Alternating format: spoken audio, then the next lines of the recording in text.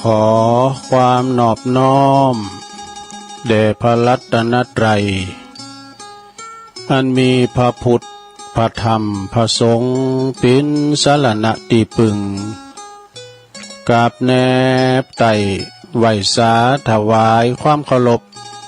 มายังครูบาอาจารย์พระมหาเถรานุเถระท่านเจ้าคณะพระสังฆาธิการพระภิกษุสามเณรเจ้าจุโตนจุองค์กุวัดวาอารามพร้อมตึงสำนักที่พักสงฆ์โตยเนอขอความเจริญในธรรมเจริญปอนมายังบรรดาปออกไม่ออกศรัทธาสาธุชนนักศีลนักบุญคุณดีทั้งหลายเนาะบ่ว่าจะพินปอหลงแม่หลงปอลุงแม่ป่าตั้งปีป่าหน้าเอาอาศรัทธาตีนจ้องห้องวัดเท่าแก่หนุ่มกำใจยิงทั้งหลายตอนย่ำบ่ายย่ำแรงก็หมุนคืนมาฟังรายการนี้ก็คือรายการสารธรรมยามบ่ายก็มาปุบมาปักกับตนโตแห่งอาตมาภาพเก่ากับผมตุลุงนันชัยวัดนาคเสโนแห่งวัดพระธาตุดอยน้อยตำบลดอยหล่ออำเภอดอยหล่อจังหวัดเชียงใหม่วันนี้ก็ได้รับสันทานุญาตจากอาจารย์พระครูอภิวัฒนาวิกรมได้เต้นกันเนอะนะเพราะว่าวันนี้เปิ้นก็สอบนักธรรมสนามหลวงเปิ้นไปคุมสอบธรรมสนามหลวงเนอะก็เปิ้นก็เล็งหันว่าตัวลุงเฝ้าวัดได้ไปไหนก็เลยมอบไม้ถวายเวลาตัวลุงมาเข้ารายการปิ้นกูปิ้นกีมครับพอออกไม่ออกเนอะศรัทธาเนอะลูกกุ้งเปิ้นเนาะเปิ้นแตนก็แตนไปตัวลุงก็ถึงได้ไปไหนซักผ้าซักโคหดน้ำดอกปฏิบัติปัดกวาดผิวถึงบ่ายสามมาก่อนบ่ายสามนั่นแหละเนาะก็มาทำการบ้านไปมามาจากัพ่อแม่พี่น้องสถานาบุญเนาะตีเปิ่นได้ไปไหนความจริงตอนเมื่อวีเมื่อวันตอนเมื่อแรงอีเปิ่นของลำจะได้อยู่ไปเยการเยงานกันนะก็จะอยู่กับปอโลแม่หลวงเขาเนาะที่อยู่กับหอบ้านหอเฮินไม่ได้ไปไหนนะติดบ้านติดจ้องกะอยู่กับบ้านกับจ้องก็ฟังกันไปเป็นกำลังจิตกำลังใจกันเนอศรัทธาญาติโยมทั้งหลายบางพองเปิ้นก็ถ้าฟังท่านพระครูแต่ว่าเปิ้นไปคุมสอบอยู่เนาะศรัทธาเนาะเปิ้นก็วางบัสดกที่จะมาจัดนะแล้วความจริงเปิ้นจะใส่เทปก็ได้เปิ้นก็บอกว่าตัวลุงโยมได้ไปจัดรายการสดให้เปิ้นฟังนะเนาะปิ้งกูปิ้งกีมกันไปในลงเนาะแต่บึ้ดตัวลุงก็เอาทำมาเทศให้ฟังแล้วก็จะมาเปิดอกเปิดใจเปิดศรัทธาให้ได้ได้กันเนี่ยกะนะเปิดสายหน้าไม้เอิ้นกันแสดงเปิ้นว่าแจ้งผลการรับฟังกันไปเนาะมันจะหยังศรัทธาญาติโยมทั้งหลายเสียดายเวลาวะเปิ้นว่าท่านพระครูเปิ้นว่าเสียดายเวลาตุลงเปิ้นถวายเนี่ยดูมีหลายคืนนะไอ้ดอกถ้าเปิ้นขายปุ๋ยขายยาเพื่อจะได้กล้าสปอนเซอร์นะเนาะอันนี้เขาจะปล่อยว่างไปก็เสียดายเวลาเปิ้นมอบหมายถวายเวลาฟรีมคิดสักบาทศรัทธาญาติโยมทั้งหลายเนาะก็ต้องขอบคุณสถานีวิทยุต่างๆเด้อคืนบุญเฮานะตีเปิ้นหับสัญญาณรายการธรรมะชงเวลา 15 ถึง 17 นาฬิกาก็ต้องขอบคุณคลื่นธรรมะของชุมชนวัดห้วยตองซักเนอตำบลขงเปา FM 98.75 เมกะเฮิรตซ์นะโซนไต่ไซต์ไต่ตั้งแต่จอมต้องลองไปถึงหอดพุ่นน่ะเด้อฟังกันไป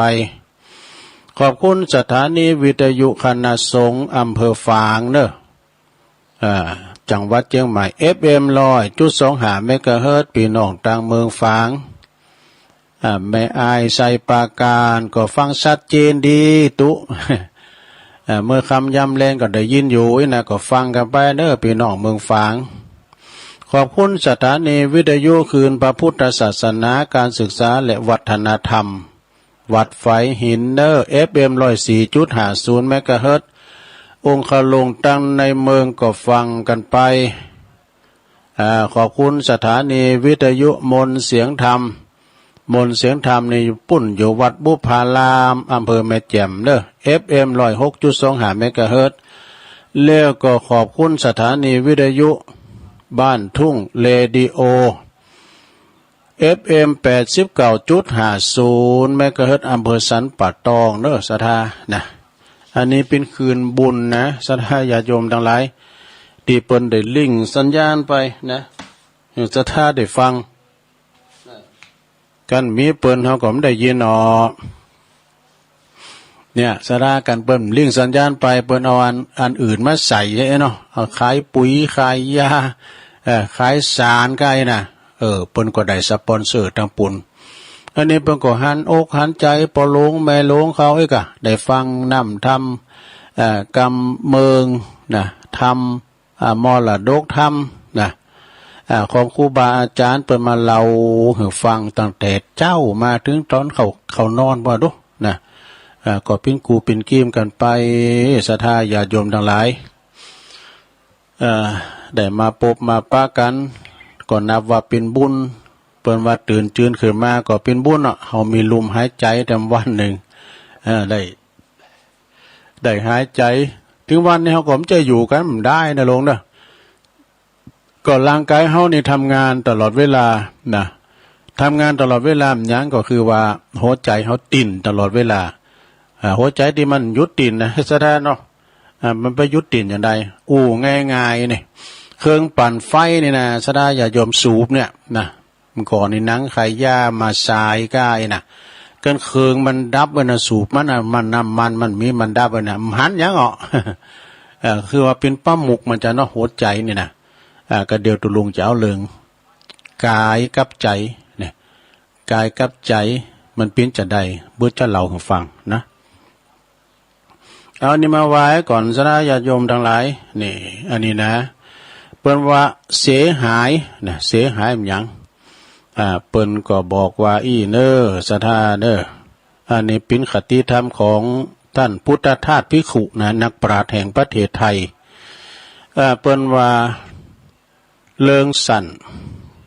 เรื่องของคนอื่นเนี่ยเปิ้นว่าเรื่องของคนอื่นเคยได้ยินคำว่าปิดหูซ้ายขวาปิดตาสองข้างปิดปากเสียบ้างแล้วนั่งสบายแต่กันเนาะหมายความว่าจะใดก็การติดตันสอนปิดหูซ้ายขวาปิดสองตาปิดตาสองข้างปิดปากเสียบ้างก็คือการที่เฮาบ่ยุ่งเกี่ยวกับเรื่องคนอื่นบ่ยุ่งเกี่ยวกับเรื่องพี่น้องเจ้าบ้านบ่ยุ่งเกี่ยวกับคนอื่นที่บ่ต้องไปเหงงหูฟังว่าเปิ้นว่าไปเหงงหูฟังไปทางตาดูนี่เรื่องของคนอื่นแล้วก็เอามากันโซกันเอามานินทาเราขวัญกันนี่นะเกิดความเสียหายเนาะสดาเนาะท่านพุทธทาสเปิ้นก็บอกว่าธรรมชาติของคนส่วนใหญ่นี่ถ้ามีภัยกำลังอู่เริงบดีของตัวเองเนี่ยบ่สอบดูจักบ่สอบแต่บ่พอใจแต่เนี่ยเปิ้นมีแต่เนี่ยแต่หากว่าภัยที่กำลังอู่เริงบดีของคนอื่นนะปุถุมักจะเหงงหูฟังล่ะเหงงหูฟังที่เรื่องของคนอื่นนะมักจะเหงงหูฟังทางตาดูบางครั้งบางคนนี่เนี่ยเรื่องดีๆของคนอื่นนี่บ่สอบเอามาอุเนี่ย ต้องปิ้นเรื่องตีบดีถึงจะสอบฟังสอบดูแล้วก็สอบเอาไปนินทาไปเล่าขวัญกันต่อไปตั้งนานเดี๋ยวซ้ำให้มันต้องอวนะมันส่งเฟซส่งไลน์เล่าไปตั้งเฟซตั้งไลน์ก็มีเนอะสถานเนอะการไพ่หมูก็เตะกะนะมันต้องเอาโหสุมกันเนาะ การเขียนไปในกลุ่มในไลน์เนี่ยเราขวัญกันเป็นอย่างอันอย่างนี้นะสถานเนาะมีคนกล่าวว่าการอยู่เฉยๆในบางเรื่องเนี่ยก็ทำมือเฮาเนี่ยมีความสุขมากกว่าการหับหู้เรื่องของคนอื่นนึกดูประว่านึกดูก็จริงมากทีเดียวแต่หากว่าจะเปิดหู ซ้ายขวาเปิดตาสองข้าง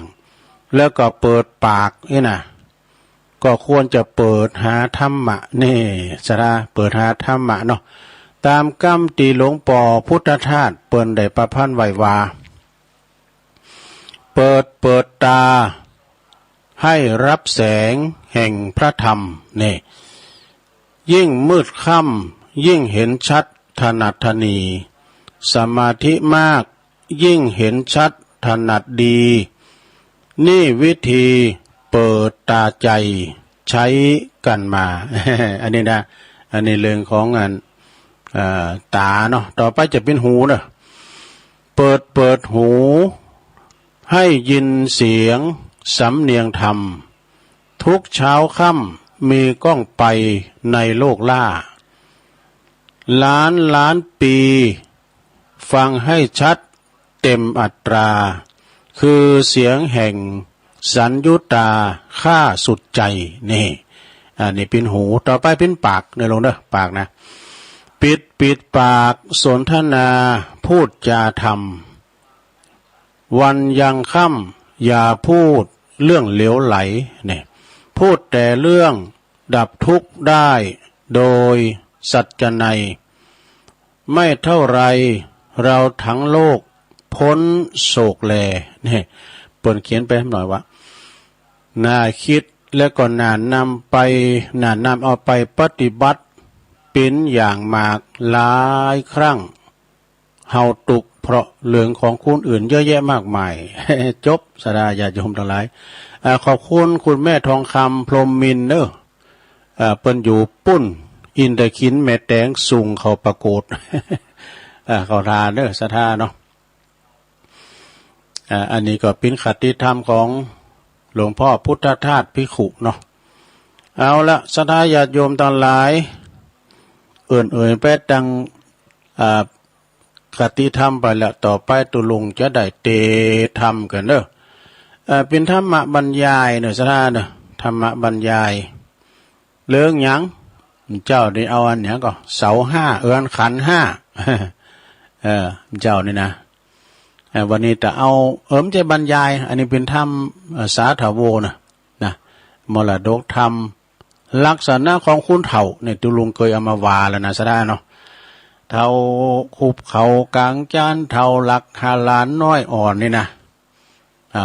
เฒ่าเขาคบบ่อนดงลีเนี่ยมันมีหลายเฒ่าตั้งหลายเนี่ยมันจะเฒ่าบ้านเฮาปุ้นเมืองนอกปุ้นตั้งใดพวกเฒ่าบ้านเฮาเมืองเฮาเนี่ยเฒ่าคุบเขากลางจานเฒ่าโพดในปานเนาะเฒ่าศีลเฒ่าธรรมเด้อศรัทธาเด้อนะเอาแต่ตั้งนะโมกันเด้อศรัทธาตั้งนะโม3 รอบแล้วก็ฟังไปเดี๋ยวจบทำใต้รายการตูลุงก็จะมาเปิดสายตักต่างลายกันอีกเนาะแล้วก็ยอบอย่างให้การเปิดเพลงคีตะไปสักเพลงแล้วก็มาเข้ารายการช่วงที่สองก็จะมาเล่านิทานแถมสถานเนาะเอาฟังธรรมก่อนเนอะตั้งนะโมก่อน ทำลักษณะคุณเฒ่าเนอะนะโมตัสสะภะคะวะโตอะระหะโตสัมมาสัมพุทธัสสะโยจะวัสสะสะตังจิเวตุสิโลอาสัมมาหิโตเอกะหังจิวิตังสยโยศิลาวันตัสสะชายิโนติสาทาโวดุลาสะปุริสะตั้งหลายตั้งยิ่งใจหนุ่มเทาวอันมีสาตาเก้าเป็นปาทานภูมิมีใจบานจมชื่นมันยุกยื่นฟังธรรมจงดาจำแต่ตนติดสืบสนด้วยปัญญาลาจักงาจากไขเก่าจีหือแจ้งที่หันลายยังยิงใจแก่เต่าตั้นนาตามตั้นเล่าไข่ปันตามได้หันแลหูหากเป็นอยู่นาน และได้ตามองค์คำที่ไว้เทศนาไว้เป็นตาลาโคสัทธาใหญ่น้อยจงอดใจก้อยฟังไปบัดนี้แด่เตอเอ็นดัลโลเกมนุสสาอุปันนาอันว่าคนเกิดมาพร้อมนานในโลกลาโลกีจัดนับเมหลายแหล่นับบ่อแปสังขายาบ่อเมพายาแจ้งจอดบ่อเกิดหลอดทางบุญบ่อเมกุลน้อยใหญ่จักจองอาจายจักจองหอยในตนเต้าเมาวนคำเจ้าเลี้ยงลูกเต้าและหลานจุมอาจารย์เก่าแก่ว่าเป็นคนแก่ชันลาย้อนอายุวาสาหลายหลากย้อนจูผู้หากเลงหันและนาส่วนอันว่าคนใดนั้นเราบอกแก่เท่าจันลาหรือเป็นเด็กขาน้อยอ่อนรู้แจ้งบ่อนกองดีพญามีองค์อาจบจันลาสิบปานักปราชญาเก่าแก่ว่าเป็นคนแก่เสมอกันถึงตัวมันน้อยอ่อนเต้าว่ามันแก่ย้อนสิบปากุลและนา ส่วนอันว่าคนใดนั้นเป็นเต้าปาลาเป็นเต้าเจ้าปาลาหรือลาจติดาน้อยนาถโอลดลาดสายเมืองแห่งเต้าบุญเลืองเจ้าฟ้าผ่าแผ่นนาเวียงใจแม้นมีวัยหนุ่มเนาบ่หลายขวบเก่าว่าศาสตร์ด้านก็มาจากเก่าแก่ว่าเป็นคนแก่เจียงคานเหตุเป็นวงวานตั้นเจ้าจ้างคนเก่าอ่างยอกุลนั่นแหละนาที่เนจักวันนาจาลาวถึงคนแก่เท่าจะลาอันเกิดมาเหมือนมากอาจารย์จากหากกฎหมายเกือว่ามีเท่าหูไหวได้ดอกเท่าศอกกอกมายาเท่าปาลาหมาเห่าเท่าคุบเข่ากลางจานเท่าติดหลานน้อยอ่อนเท่าติดบ่อนดงลีเท่าติดนาตีแม่กวางตังต้ากวางหนองวางเท่าลูกจางหลานนายเท่าและเท่าหยาบไล่ทาลนเท่าเมาวนแก่แก้วเท่าหมักแก้วซากาเท่าตันหาโลภใหญ่เท่าควายให้งัววายเท่าจะได้อวดรู้เท่าลิงรู้ตวยลมเท่าใจขมปากม้วนเท่าถูกท่วนกองทำเท่าใครนำตัวลอดเวียงเกี่ยวยอดเนลาปานเท่าลายประการนี้ใส่จุงจำไว้ในใจจักจะไขเก่าจีหือแจงที่ตามลายคือว่าเท่าหูไหวนั้นสายคือหากมาใดคนโลกไตยิงใจอายุหลายแต่เราหูบอกเขาตั้งธรรมด้านไข่กำร้องเป่าฮือนาสุฮือเข้าสู่ดาวอาลัมจิเตียนตามทูบไตนบน้อมไว้ปู่จะฟังธรรมเทศนาโอวาทรับศีลอาจเจียงการลือกาตำการกวาดแผ่วตายังขวงแก้วเจียงจีสร้างกุฏิบ่อน้ำวิหารพร่ำศาลามันก็มาจาตอบตาว่าการบ้านข้ามีลายตั้งงัวควายเป็ดไก่ตั้งการไล่และการจักตุมลายินยากเยวว่ามันจักหากสูญหายลูกหลานต่างหลายอย่างแถวเขาก็ไปแอวแดนไก่บ่มีภัยสักผู้จักอยู่เฝ้าเกหา การจักงักใจไก่กาเตียวต้องเข้าสู่ห้องอารามนาใจบ่ตามตัวเก่าจักใดบุญเล่าสันได้สู่จงไปก่อนขาเติงเมื่อลาวันลุนก้อยกาตำบุญสร้างก่อปันป่อทมลายมันเต้าจะได้ปังเป่าบอกก่อสร้างเล่าบุญได้ยามต้านไขกล่าวถอยว่ามีปล่อยจ้อยและสอมั่นใจปอจื่นสู่รีบหลังลู่ตัวไป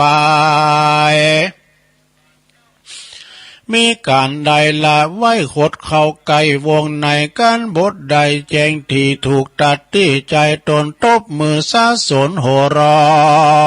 งเสียงเมกองอาณาหูเท่าโหนาฮึกหยาบเท่าบ่อสะทำบ่อสะลาบเทิงหูบ่เป็นดิจูบ่เข้าไปจูอาวาสเพื่อสันนิบาตฟังธรรมเต้าลงหลำอ่วงของอยู่แต่ห้องเกหา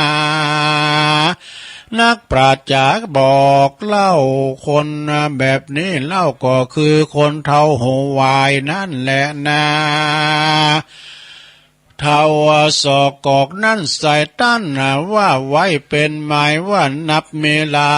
ยบ่พรตัวแกย้อนกินเข้าตัวเท่าพ่อเกิดเมินนาทำบ่อปานของข้างอยู่ในแห่งห้องหัวใจสินดวงใส58บ่อโกดแขวดในตนเต้าเมาวนเลี้ยงใสบ่อเกิดควายอเวจีต้านไขว่าตีว่าทีกาอูฮือใดลู่สินตามมาก็มาไข่กำขมแป้ว่ากวยบ่อแก่เติงตานะ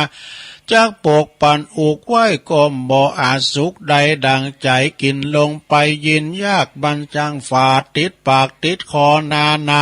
ำกองสินกองธรรมนั้นใส่ท่านบอกไว้หลายประการคนสมปานบอกแก่อย่าไปแสแสวงหามานลวดลาสาป้ามาดบ่อเกิดขวาทางบุญบ่อลูกกุลพระเจ้าอยู่ปางเป่าว่าได้นักปราชญ์หลายที่บอกว่าเป็นเท่าศอกอกนั่นแหละนะเท่าใดดอกนั่นแหละนะเท่าศอกอกมายานั่นก็คือคนเท่าจันลาแก่เท่าน้ำบ่อกึดเล่าเถิงตัวผมยางหัวก็มางอกปั่นดำปั่นแดงออกพับตนยังเมาว่าวนเล่นแอวกับหมู่เบาแถวใจลามหันสาวงามน้อยหนอก็มายักกิ้วล่อลามายาแสงไข่จ๋าต่อทอยบ่อมีบ่อน้อยนาการว่าสาวเครื่องกาล่องด่ามันก็บ่โคดกาเครื่องขี่ซ้ำมาใจดีจื่นสู่โหร้องอยู่เนื่องนาบ่กึดหันตัวเก่าบ่กึดเล่าสังขารสินและตานมากน้อยบ่จองห้อยตัวมันจักไปสวรรค์ยินยากนาโลกหากเป็นหมายแหลนาเท่าปานลาหมาเห่าก็คือคนเท่าเมากินเท่าเมาเต้าเมาวินบ่เหือดใครอยากกินลาบเลือดยาป่ายำใครกินลาบเลือดป่ายำลูกเมียกาตำแต่งไว้โดยผักไม่นามันบ่อนนาเลี้ยงใส่ว่ากินบ่ใดกายคอกินบ่ปอถูกโลกมันจ้างลุโจกเวทนากันว่าต้านาจาก่าวตานว่าจิ้นป่าอยู่บ้านแดนใดมันป้อยมีใจจื่นสู่เล่นไปสู่เลี้ยวปันจุ้มหมาหันหาวสาวตามด่านเด้ามันไปคนไก่น้อยใหญ่พอจำได้สัญญาว่ากันมันหมาเห่านั้นนาเตียงมีปู่เท่ามาจูเพื่อทำดูจิ้นเนื้อตามไฟเอื้อใจมันเงินบ่ตันแปะไว้ก้อยมาใจวันลูนะ ส่วนว่าต่างบุญน้อยใหญ่น้อยมันบ่ไฟหอยทำหาเต้าปาลาเท่าปาลามาเฮามีดังนี้เราเป็นหมายแล่นนาเท่าคุบเข่ากลางจานคือว่าเท่าเจียงคานจู้ปูตาอันตั้งอยู่ตามธรรม ใจบ่อดำฮึกหยาบบอกกาตำบาปสามัญเต้าสองสั่งสอนหลานลูกเต้าตามแบบเบากองดีย่ามาเดือนจีปีใหม่มาลอดควายเติงตันมาเขาปากันมาเฝ้าคาขาบไว้เรากลมเกาขอสุมาด้วยบุพผาดวงดอกไม้ต่างของเครื่องใจขัวใบต่างอาลัยฝ่ายหอยบ่อนลัดปล่อยวางลานักปราชญ์จ๋าบอกเล่าว่าคนเตาคุบเข่ากลางจานนั่นแหละนาเท่าติดหลานน้อยอ่อนอยู่แต่บอนเกหาคือคนจันลาแก่เท่า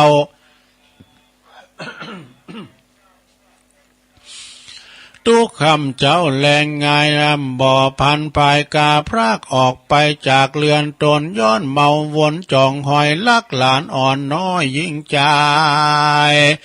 หานคนหลายเตียวต้องเข้าสู่ห้องอาลามแสงไข่กำงามตานต่อออกปากล่อไข่ปันว่าพ่อแม่มันบ่อยู่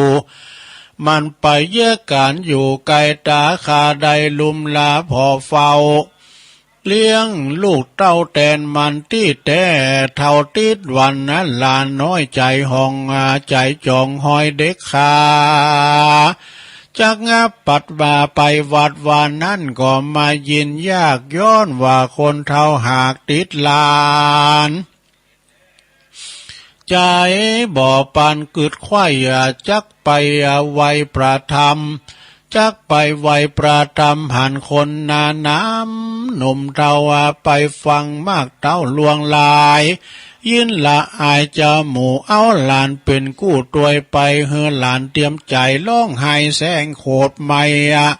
เครื่องอากาศเลี้ยวก็รีบลาเจ้าหมู่หนีมาสู่เรือนตนเท่ามาวนดังนี้ชื่อว่าเท่าติดลานนั่นแหละนาเท่าดงดานเท่าติดดงดานนั่นโสด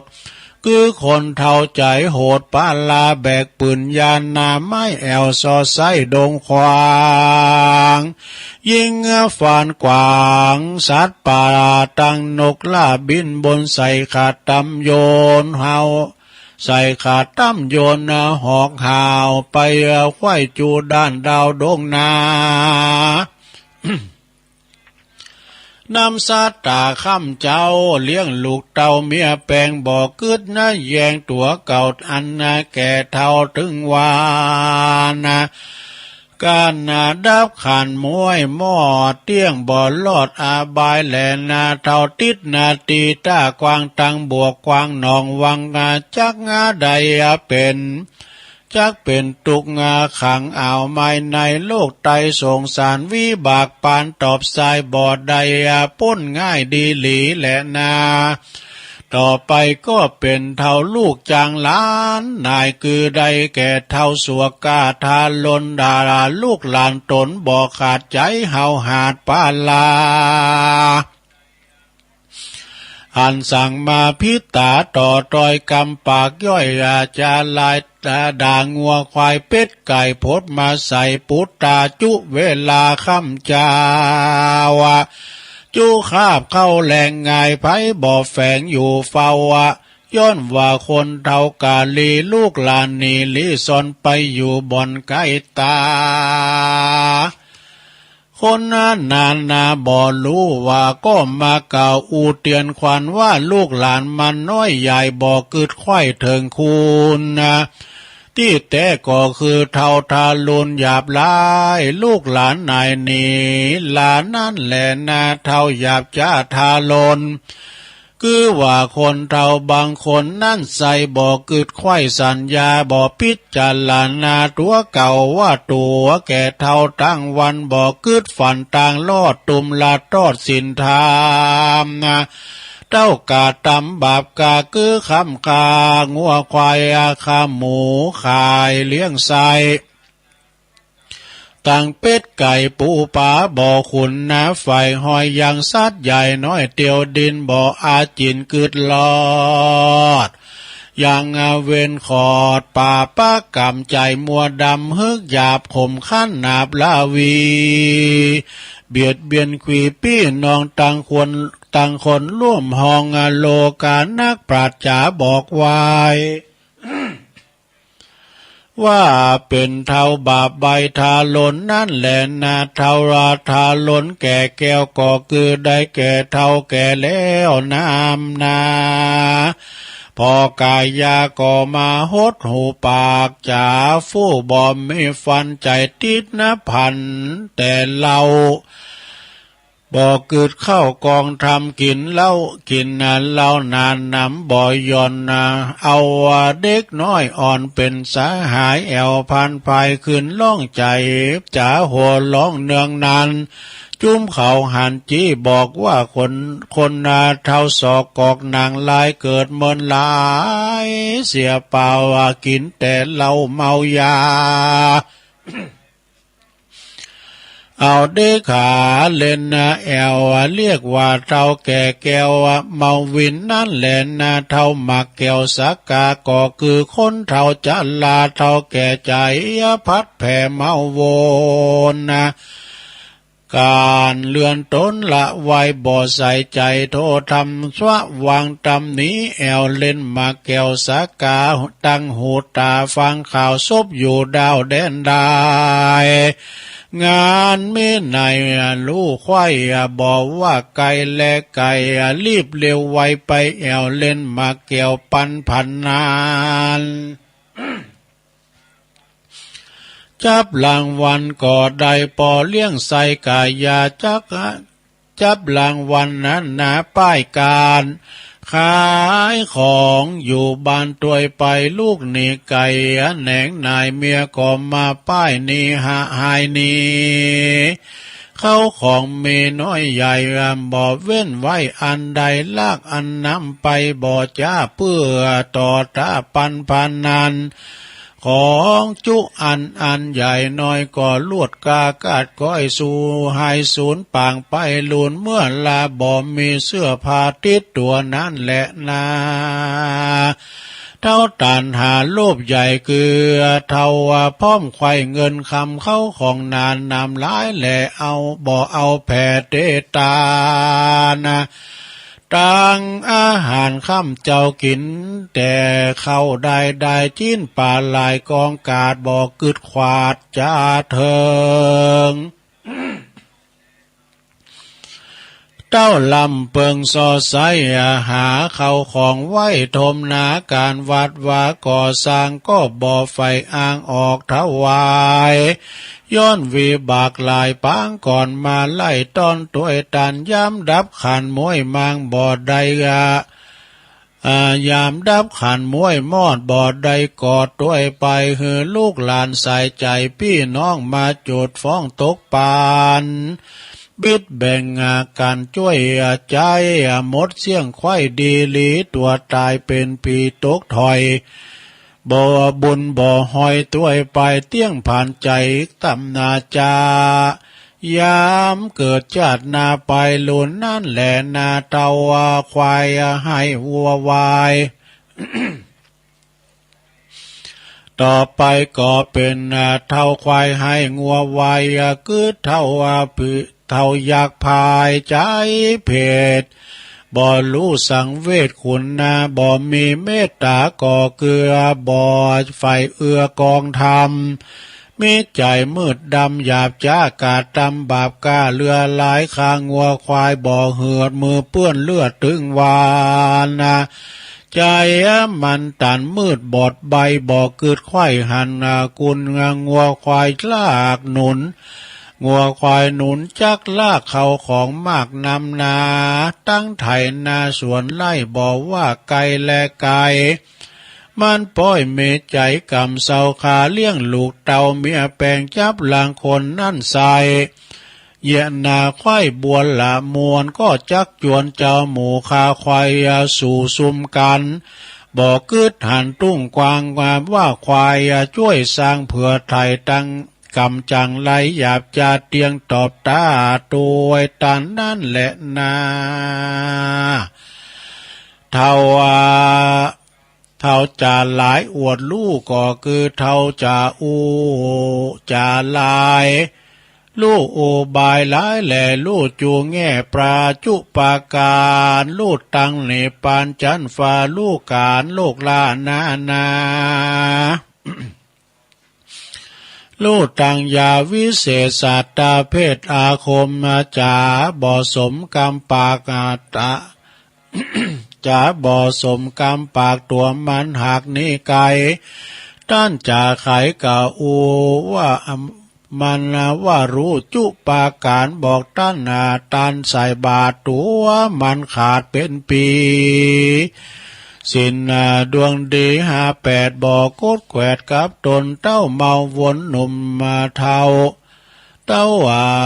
บอกคนหนุ่มเท่าเฮอลูกเก้าขี่ยาตัวมันนั่นนานี้ห่างนี่ห่างเป็นเท่าเป่าว่างได้นั่นแหละนาเท่าลิงลู่ตัวยลมนั่นก็คือเท่าบ่สมกับเท่าบ่กึดเล่าปิดจารันนาบ่มีพยาแสสันสองเหือป้อเหือแม่นจ้องกองดีต้านไขวาตีบอกเหตุว่าตนวิเศษไม่นาย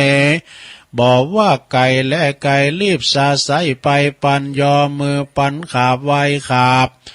ขอโจกลาบนาเขาข่าวน้ำบ่อติบแก้วเกิดขึ้นแล้วแดนใดก็รีบไปกินอาบเหือซาลาบอินทรีเปียทิก็มีดังเก่าลวดไปเป่าเสียซุมคนเฝ้าขุมบ่อน้ำบ่อเงินตั้งก่อเป็นกองค้นไข่ของที่ไก่ลอมเงินได้นำนาตั้งลดลาเขาออกเงินล้นถอกเรือทงหันจีดงต่างนามาอยู่ป่าแดนใดก็รีบเร็วไวไปไวบอกกึดไข่สังกาว่าสมัยนี้นะพอยากกี่ไร่หากยังมีลางเตื้อหนีต้องไป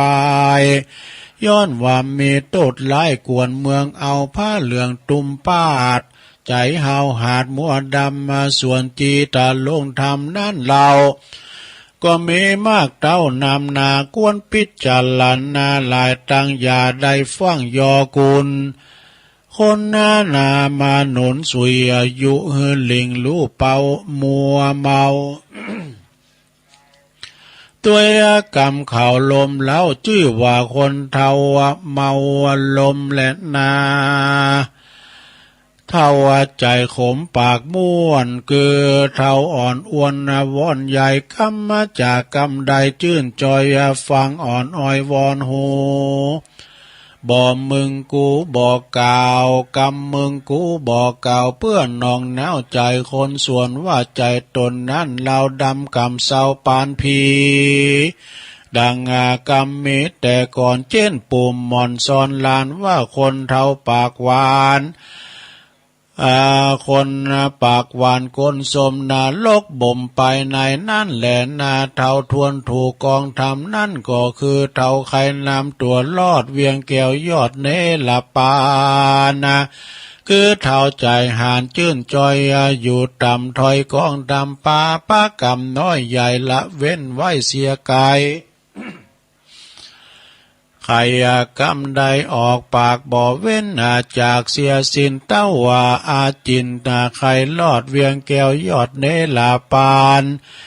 มันฮือตานใส่บาทบ่เว้นขาดตั้งบุญจักจุงนุนลูกเต้าตังเชื่อเผาวงศาฮือมีศรัทธาผ่องแผ้วเชื่อกุลแก้วตั้งสามปาการสินเจียงคานกุลใหญ่กดแขวดไว้กับตนบ่เมาวนไว้วันใจตั้งมั่นสันดีบ่ลานีพระเจ้าตั้งพระธรรมเล่าพระสงฆ์ สามานเณรองค์นั่นใส่คือคุณใหญ่สามานสามปาการ คนส่งสารใหญ่หน่อยยึดจองหอยกับตนบอดทานลนลำบากกันตายจากเมืองคนย่อมเอาตนไปเกิดในตีผาเสือเจยบานคนมีสินเจียงคานตังมันเตี้ยงใจบ่บิดเบี่ยงเฟินไว้แม่นว่ามีไว้หนุ่มเนาย่อมมาผาเสดกว่าคนเทวตังลายดังปลาบุญภายที่ไว้เตสันนาไว้เป็นตาลาว่าโยจวัสสะตังจีเวดังนี้เป็นกาวว่าคนเกิดเดียวว่าคนเกิดวันเดียวน้อยอ่อนมีศีลบ่อนเสียตนศีลมีศีลบ่ผ่อนเสียตนมาบ่เมาวนไว้วันใจตั้งมั่นหันธรรมพระองค์คำตนพระเสริฐว่าเป็นผู้ล้ำเลิศเลือลายกว่ายิงใจแก่เต้าอายุร้อยเขาว่าสาเลนาเนติตังขียาสังวันนาวิเศษจาห้องเหตุลักษณะคนเทาก็บางกรมโสมเรสเด็จแล้วเต้านี้ก่อนแลสาธุสาธุสาธุ เสียงหายไปได้ลงได้ตัวเจ้าเนี่ย ลักษณะคุณเฒ่าจบลงไปโดยมาก็ไม่ค่อยดีเฒ่านะเฒ่าเมืองนอกพุ่น ใจเฒ่าบ้านเฮาเมืองเฮาเนาะลักษณะคุณเฒ่าจบลงไปเนสตาปินมรดกธรรมเสียงมันไข่แห่ไปนะตอนใต้มานี่เนาะก็ผ่านไปโดยดีสตาฟังไปฟังเอาโมนไปเท่าปัลลามาเห่าเท่าคุบเข่ากลางจานเท่าหักหลานน้อยอ่อนเท่าติดบ่อนดงลี เท่าโพดนี่ป้าเนี่ยเท่าเฮาตั้งหลายนี่นะเท่าลูกหลานหักเท่าเจ็บไข่ได้พยาธิคูณมาเยี่ยมหลายนี่เป็นอีหรอกเนาะจบลงไปเนศรัทธาญาติโยมทั้งหลาย กันเดียวตุลุงก็ก้อยวาทำกล้ามหนึ่งกันเดียวก็นั่นนี้กันศรัทธาเขาสานงานบุญสักเล็กหน่อยอาจารย์เป็นลายมือในวันที่19แล้วก็วันที่20พฤศจิกายน2565เปิ้นก็ขอเชิญชวนคณะศรัทธาญาติโยมไปรวมกันเนาะทำบุญตอดผ้าป่ารวมกับพระครูอภิวัฒนวิกรมพระครูเปิ้นก็เป็นประธานในการตอดผ้าป่าในครั้งนี้นะเป็นเก้าเป็นกันแล้วก็ถึงคณะศรัทธาวัดปากตางเจริญโดยนี่เปิ้นจะไปกันนะญาติธรรมคืนสีขาวจะไปถอดนะสำนักสงฆ์แม่ลามาหลวงนี่อำเภอศพเมยบ่น่ะจังหวัดแม่ฮ่องสอนก็เวลา 4 โมงตรงก็ล้อมหมุนอันนี้ศรัทธาเนาะพี่น้องตั้งเวียงป่าเป่าเพิ่นก็จะมาจุกันที่นี่กะวัดปากตางเฮาก็จะไปเป็นขบวนรถมีตู้10 ปลายแล้ววะนะมีรถตู้10 ปลายแล้วเนาะเวลา 8 โมงก็ไปพร้อมกันรับประทานอาหารเจ้ากันตีหน้าวัดจอมแจ้งนะวัดพระราชจอมแจ้งพุ่นนะแม่สะเลงบุตุลุงก็เคยไปวัดเปิ้นงามแหละซะนะอยู่บนเนินบนดอยหน่อยนะเป็นวัดทองเทียวแล้วก็เวลา 10 โมงครึ่งนี่ก็ถึงสถานตีเนาะที่สำนักสงฆ์มาลาหลงนะลามาหลงอำเภอศพเมยจังหวัดแม่ฮ่องสอนเวลา 11 โมงครึ่งก็ถวายภัตตาหารเพลพระแล้วก็เชิญศรัทธาญาติโยมรับประทานอาหารกลางวันกันเนาะเวลาเตียงกึ่งเฮาก็จะได้ตอดผ้าป่าจบพิธีแล้วพระจะปีกก็ปีกเนศรัทธาแต่ว่าพระจะนอนก็นอนคืนนึงนะในวันที่19นั่นนะก็จะมีกิจกรรมฟังเทศน์ฟังธรรมฟังสวดฟังสวดมนต์กันแล้วก็จะได้ฟังพระธรรมเทศนาจากท่านพระครูท่านพระอาจารย์วรรณชัยชยานันโทโดยนะแล้วเราจะไปเยี่ยมชมแม่น้ำสารวินแม่น้ำอันศักดิ์สิทธิ์นะแม่น้ำศักดิ์สิทธิ์แล้วก็วันที่20เวลา 8 โมงก็เดินทางกลับนี่ปิกมาโดยสวัสดิภาพ กิจกรรมในงานนี้ก็จะมีการทอดผ้าป่าสร้างทอดผ้าป่าสร้างสำนักสงฆ์แม่ลามาหลวงแล้วก็เลี้ยงอาหารกลางวันกับมีโรงทานสำหรับเจ้าบ้านแล้วก็เด็กๆนักเรียนด้วยเนอะเพื่อจะมาแจกของด้วยนะอาจารย์บาครูเพื่อจะไปแจกลูกจีนทอดด้วย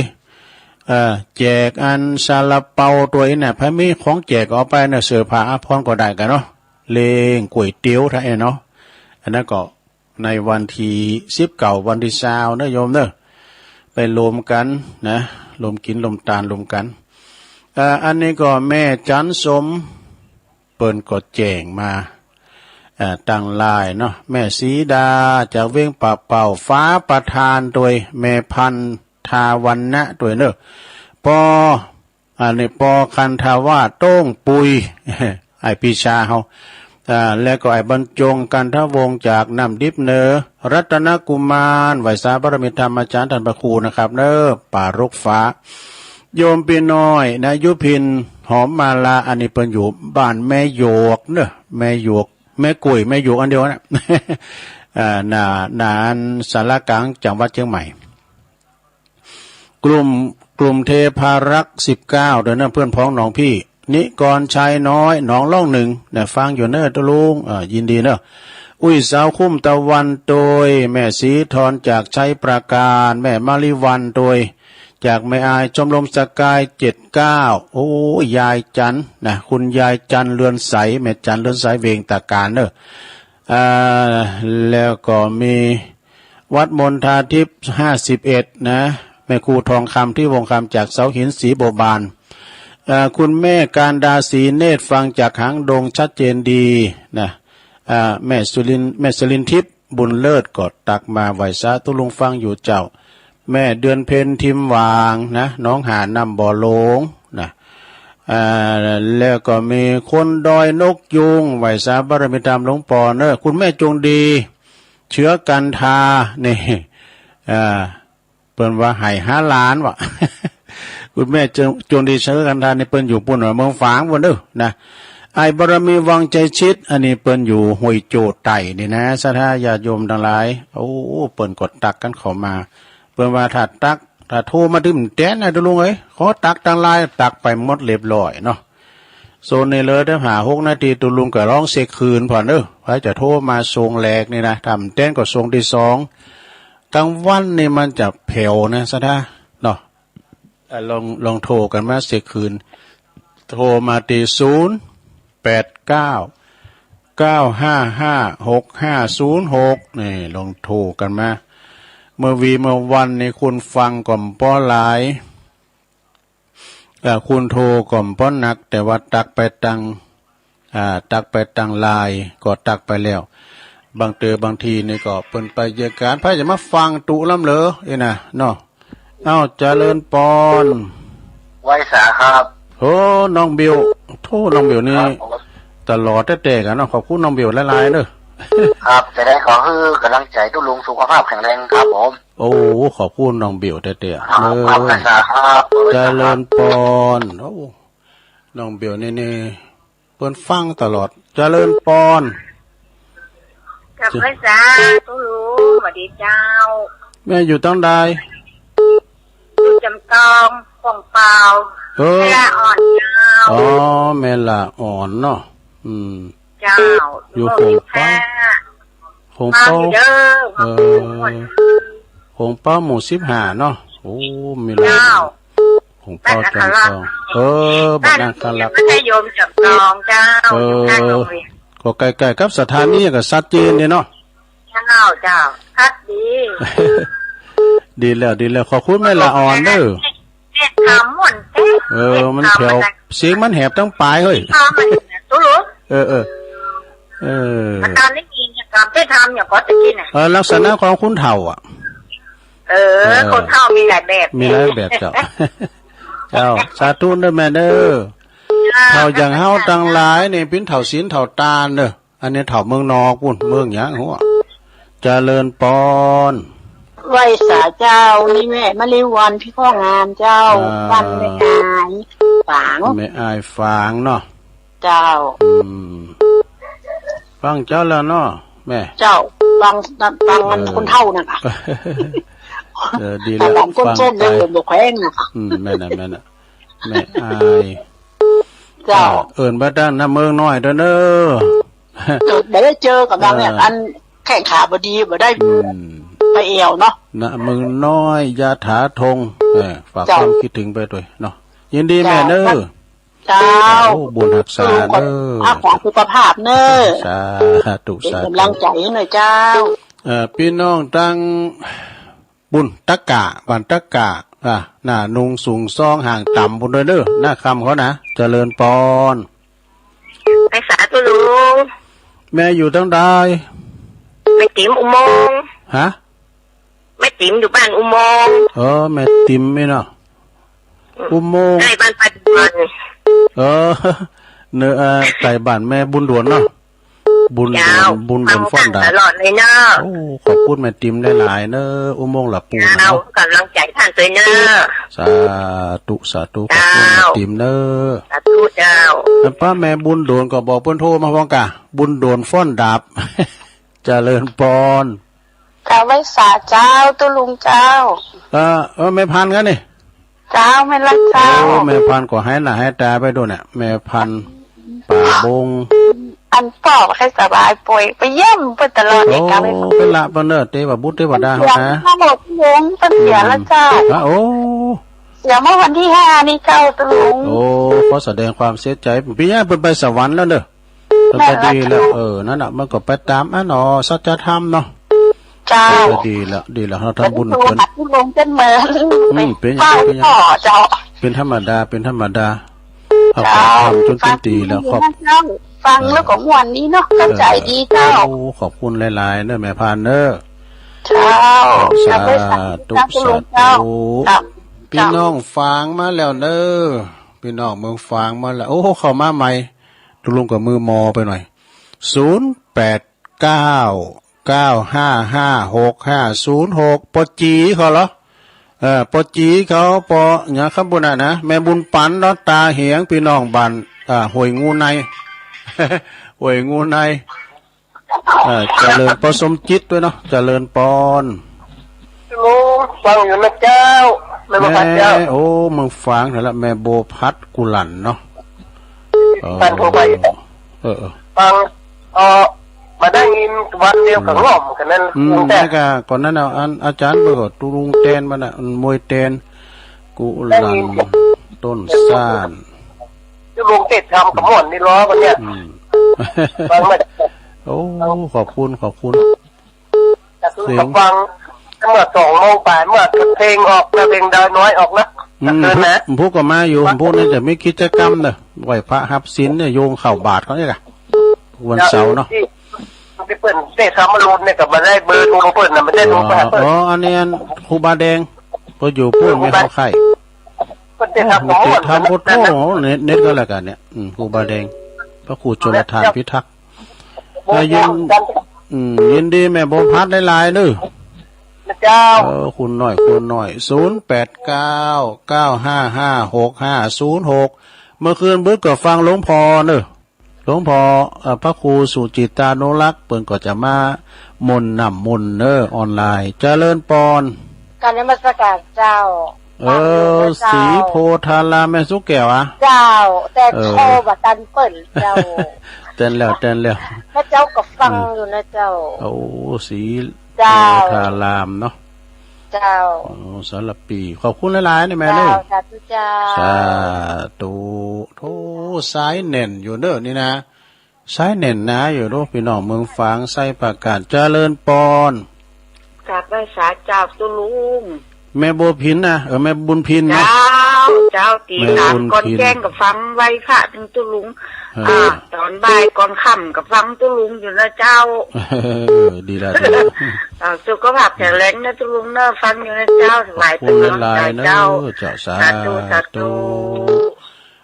จากเมลิมบนเนอร์นี่นะเจริญปอนไว้สาเจ้าตุลุงอันนี้ก็แม่แม่นางโอนนางโอน แม่นางอ้วนนี่ก็อยู่ล่องกองข้าวเนาะล่องกองข้าวเจ้าเราไปข่าวตำบลบกก้างเจ้าอำเภอสมุทรปราการก็ตำบลบกก้างนี่นะบกก้างก็กว้างแล้วเนาะเจ้าบกก้างสันกำแพงบกก้างศิลป์เนี่ยโตเคิงแห่เป็นดังเนอะโมนตุลุงมาถึงแล้วเนาะมาถึงบ้านบกก้างแล้วเนาะตุลุงผมในใจเนี่ยไปหุ่นน่ะไม่เสียวญี่ปุ่นเนี่ยไม่เสียวอ่ะนายไม่น่ากับผมตั้งมาสักเตือนนี่ไม่เสียวอ่ะบอกบนตั้งก็นักอ่ะว่าถ้าไปเหตุการณ์ก็เนาะยังไปขายโคตรต้องการขายผ่าขายยังเป็นมาขายโคหรอเนาะลุงอันนั้นก็หายไปไหนลุงทอนลุงทอนก็สันกับแป้งนั่นนะลุงทอนห้องเพลงเจนมวนปวดโต้เงาเสียงของการแก้วลุงทอนนั่นได้ซิวได้ซิวเงาเสียงการแก้วสุพรรณกับลูกน่ะโดยเก้ก็มีอย่างมีว่าตรงนั้นนะสัปปะยินดีแม่นางโอนเนอะเจ้าโอ้สาธุโอ้เน่นหนาอยู่เนอะสักคำเดียวตุลุงก็จะเอาอันนิทานมาเล่าฟังแล้วทำบึ้ดขึ้นตุลุงก็จะมาทำกันบ้านอันนี้นะทำกันบ้านเอามาไหนตุเอามาเล่าเจ้ายังแคว้นหน่อยมันมีโต๊ะจุยมันจะได้ไหวพระรับศีลเนี่ยกะนะโยงขันเกี่ยวตัง3โยงเข้าบาทอย่างนี้กะเอายกวัดมาบาทเนาะเอาอันปิ้นกำลังใจตีปอยแม่เขาไม่ได้ไปวัดแต่หึงเอาไอ้นะเขาก็มาเข้ารายการเนาะเอาละตอนนี้ตุลุงก็ยอบย่างให้กั้มกันเนาะเดี๋ยวเขาก็มาปะกันตุลุงก็ย่างกินน้ำกินทายสักกั้มเดี๋ยวมาปะกันน้ำเดือดลงเด้อไปเฝ้าหมุนคืนไปไหนเด้อเดี๋ยวจะปวดซ้ายรอบ2แล้วเนาะเจริญพรกันเด้อ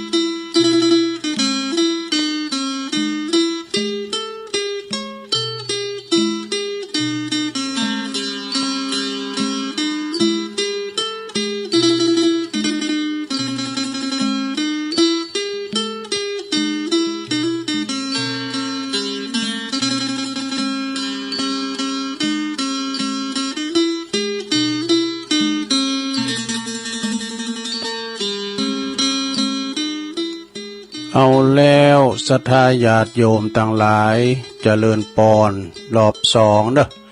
ทรงที่2สุดท้ายก็มาฟังกัน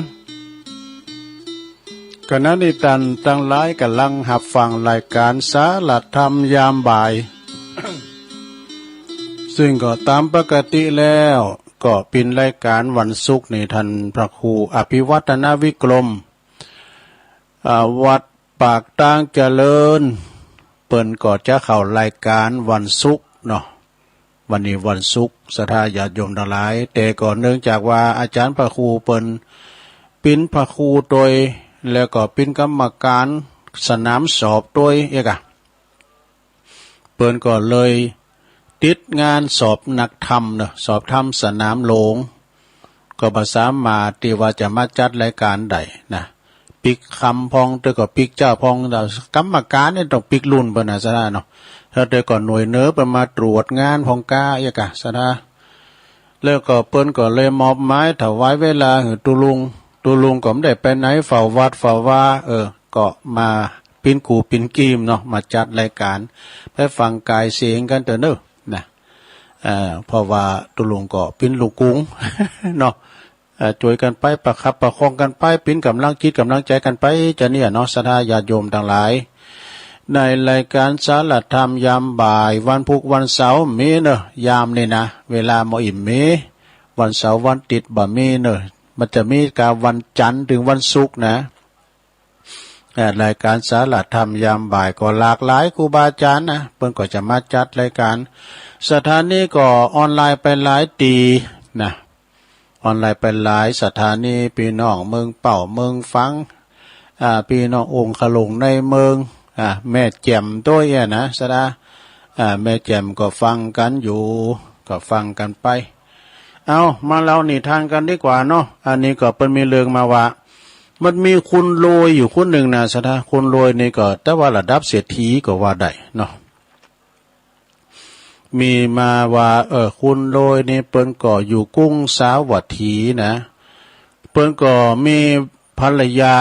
เมื่อว่าอยู่ด้วยกันมาก็จนมีปอลำปอรวยมีขาทาสบริวารมากมายปรากฏว่าภรรยาเปิ้นเสียแก่ชีวิตไปตายไปน่ะเนาะเอาผู้เป็นสามีกาก็มีความโศกเศร้าเสียใจนะหลังจากว่าส่งสการต้านขาบสีภรรยาเมของเปิ้นปิ้นตีเรียบร้อยปรากฏว่าอยู่ในก็โศกตุกก็เลยไปโบสถ์วะนะออกไปโบสถ์แล้วก็เมื่อก่อนจะโบสถ์นั่นเองคุณเฒ่านี่ก็รู้สึกว่าปิ้นโหงทรัพย์สมบัติทั้งหลายนะโบสถ์แล้วก็ไปสร้างบริเวณนะปิ้นตีอยู่สร้างตีอยู่แล้วก็มีลมไฟด้วยมีลมไฟมีห้องเก็บของเป็นอันมากหนักนะแล้วก็เก็บสิ่งของที่มีมามีเนยใสพองมีน้ำมันพองมีงาพองนะเก็บสะสมไว้เป็นจำนวนมากโอ้คุณแก่นี่เปิดมาบวชย่ำเต่าก็มีความตัณหาอยู่หับตาลมาใดก็เอาไปสะสมไว้ปลากับน้ำนมแล้วก็เล็กตาซอยก็ไปสะสมหนูบล็อกเหมือนกันนี่ หนูนี่มันถึงสอบนะต้องไปมักไปมุมอยู่หันขั้นบวชแล้วก็ไปบอกให้เบาภัยนะของที่หับตาลมาเนี่ยเอาไว้เนี่ยรักษาไว้ให้ดูทำโฮงอาหารการขยากเนี้ยก็สั่งลูกน้องว่ะนะวันนี้นี่อยากก็พักปังเลย อยากทำเคยนะเปิ้นก็ทำมาถวายเนี่ยปิ้นผู้ที่มีสั่งเปิ้นว่าปิ้นผู้ที่มีสิ่งของมากมายไหวมีบริวารมากโดยเนี่ยก็คือลูกน้องเปิ้นน่ะมีเครื่องนุ่งห่มมากมายเมื่อพระภิกษุทั้งหลายไปป้าไปหันใส่ก็จึงไปจัดสอนเนาะไปสั่งสอนว่าตุปอเนาะธรรมดาเนี่ยมาเฮามาบวชปิ้นตูปิ้นเจ้านี่เปิ้นจะสะสมของอย่างหนักเด้อเปิ้นมักน้อยสันโดษเนี่ยมีอยู่ไม่กินก็พอแล้วนะอยู่แบบสปายะนะสปายะเยอะหยังเปิ้นฟังว่านะเขาก็ตัวเจ้าทั้งหลายตัวน้อยตัวนะเขาไปสั่งสอนก็ฟังว่าโอ้เปิ้นมีทิศที่สูงนะแล้วก็ตัวเจ้าน้อยทั้งหลายตัวเจ้าทั้งหลายก็ไปนำไปเข้าเฝ้านำเอาตัวเจ้าตัวปอนั้นไปเข้าเฝ้าพระพุทธเจ้าเมื่อว่าพระพุทธเจ้าตรัสสั่งสอนก็คือมักน้อยสันโดษเนอตัวปอจะไปเข้าของเงินคำหรือว่าไปหับตานมาก็แจกเข้าไปแจกตานที่ว่าตัวเจ้าที่เพิ่มได้ไปก็แจกตานไปแบ่งปันให้กันตุนที่มีก็มีนักตุนมีก็มีแต่มีว่า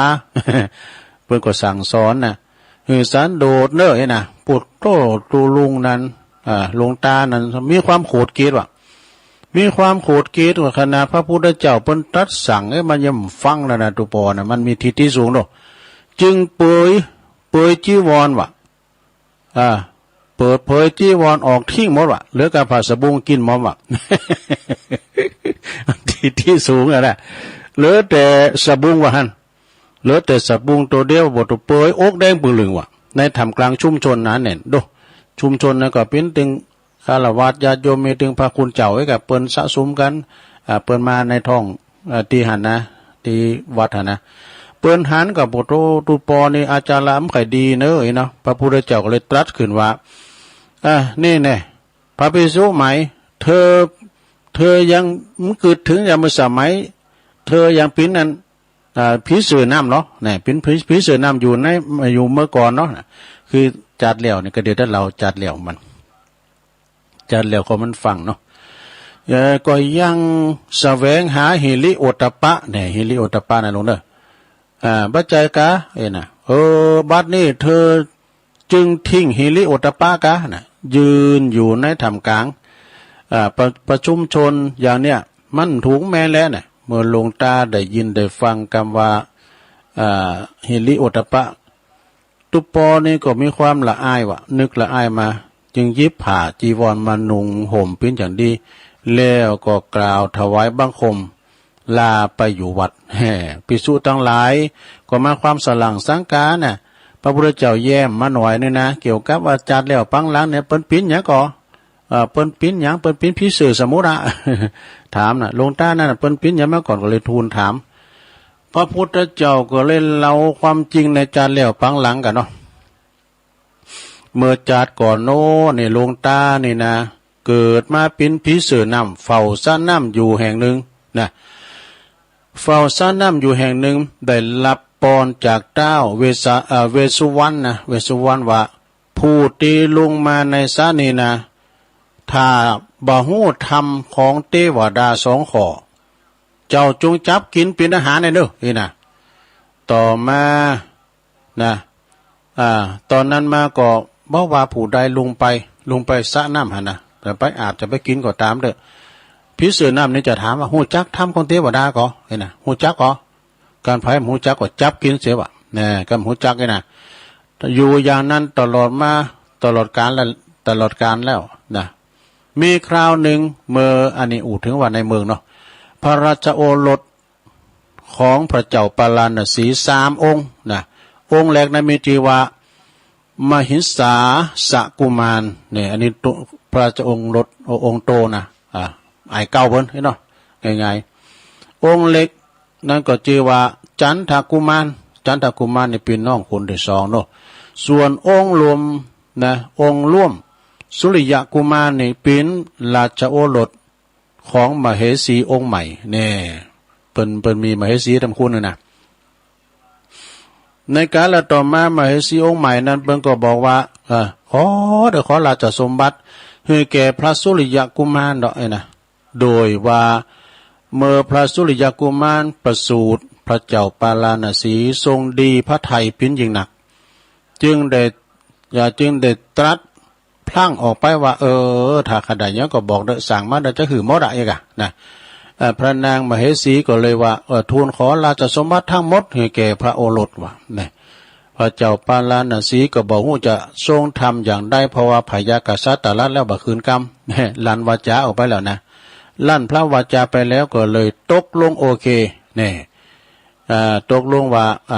จะหือพระราชทานหมดอะอีกอะแล้วพระราชโอรสเก่านะคือเกิดจากมเหสีคนเก่าทั้งสององค์ออกจากพระนครไปนะลูกทั้งสองปากกันออกไปจากพระนครก่อนโดยตรัสสั่งว่าจงปากกันไปอยู่ป่าเสียก่อนนี่ไปอยู่ป่าเสียก่อนเมื่อบิดาลงหลับดับขันไปแล้วสิ้นพระชนม์ไปแล้วจงกลับมาหลับราชสมบัตินะพระราชโอรสทั้งสองคือพระมหิสาสกุมารอันนี้เป็นปีไอเก่านะพระอนุชาจึงถวายบังคมลาเนาะแล้วก็เวลาออกจากเมืองไปพระสุริยกุมารผู้เป็นพระราชโอรสพระมเหสีองค์ใหม่นะก็ติดตามไปด้วยเนี่ยไปถึง3เนอะอันนี้นะไปถึง3ไปอยู่ป่าถึง3เมื่อไปถึงป่าแห่งหนึ่งนะพระมหิสาสกุมารปีไอเก่านี่ก็ใจพระสุริยกุมารเนี่ยนะไปทักเขาน้ำในสระมากำเนาะเนี่ยสระที่มีพิเศษสมุทรนะพิเศษน้ำนั่นนะพระราชกุมารน้องเองจ้ะเนาะไปอยู่ห้องก็บอกว่าตุลุงกับหูนะพระน้องเองจ้ะใจกล้าจงไปพระตักน้ำเนาะ ใจกล้าอันนี้นะจงไปเอาน้ำที่สระกำเนี่ยผีเสือน้ำเมื่อหันว่าราชกุมารมาจับมันจะกินนะจับไว้เมื่อถาม เจ้ามาจากไหนลองถามจะถามพอทำเทวดามีหยังพองไอ้น่ะตอบบ่ได้เมื่อตอบบ่ได้ก็นำไปขังไว้ตีในใต้น้ำแห่งหนึ่งวะนะเมื่อหันไหวมาจ้าเรื่องพระน้องพระอนุชายังวันนานมาล้ำเลยน่ะเมื่อวันนานมาแล้วจึงใจเหือนพระจันทกุมารไปแถมนี่จันทกุมารก็ไปก็ถูกจับแถมวะมาถามวัน